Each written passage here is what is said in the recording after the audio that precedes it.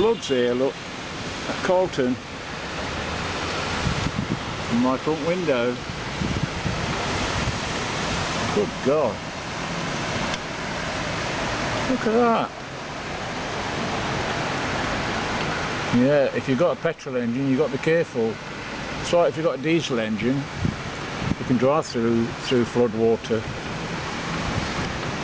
We didn't get the thunder and lightning as I expected, but we certainly got the rain. See that black car? It's probably obviously got a diesel engine. They're all going around to the side there, look.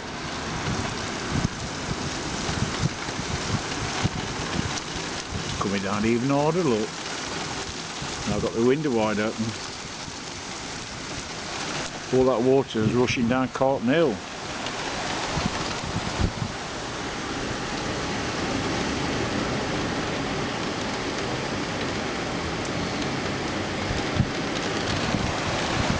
That must be a diesel engine as well.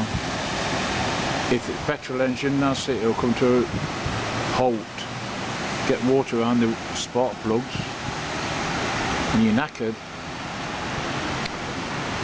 Nobody pulled up yet. Well, I suppose we need the rain.